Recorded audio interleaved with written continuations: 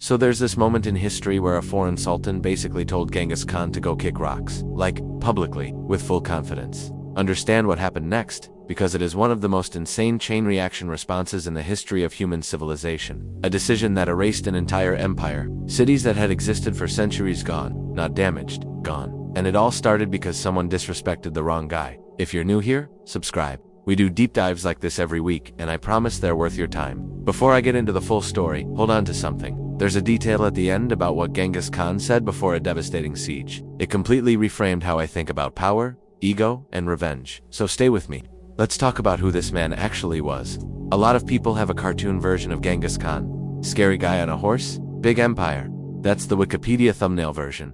But the real picture is way more interesting. He wasn't just violent, he was strategic in an uncomfortable way. He grew up with nothing. His father was poisoned when he was 9. His own clan abandoned him and his mother to die in the steppe. He was a refugee in one of the harshest environments on Earth. Captured, enslaved. He wore a wooden collar around his neck like an animal. This is the origin story. By the time he's building the largest land empire in history, he's operating from a place of someone counted out. He has a very, very long memory. And that's what makes the disrespect thing so fascinating. He didn't explode or throw a tantrum, he got very, very calm. And that's somehow scarier. Let me tell you about the Khwarazmian Empire. Massive, Islamic, rich, and cultured, centered in what is now Iran and Central Asia. Shah Muhammad II was at his height in 1218. Genghis Khan actually reached out to him as a trade partner. He sent a caravan minus 450 merchants, tons of goods, basically extending a hand and saying, "Hey, let's do business." Muhammad had the entire caravan massacred, every single merchant dead, the goods seized. Genghis sent ambassadors to ask what the deal was. Muhammad executed one and sent others back with their beards shaved off. In Mongol culture, shaving a man's beard was a profound humiliation. It said, "You are less than a man." Muhammad was laughing. He should not have laughed. Genghis Khan went up a mountain, alone. He prayed or meditated for 3 days. 3 days.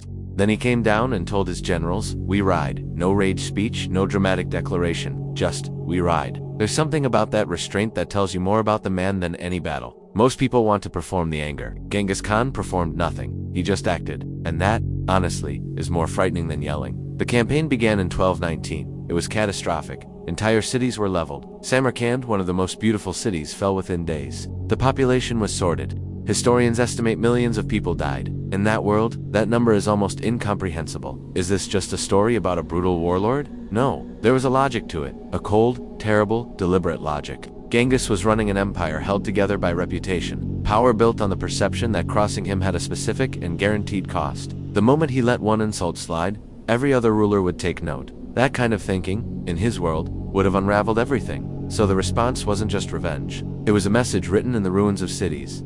There's no version where you disrespect us and walk away. Muhammad II fled as Mongol forces dismantled everything he'd built.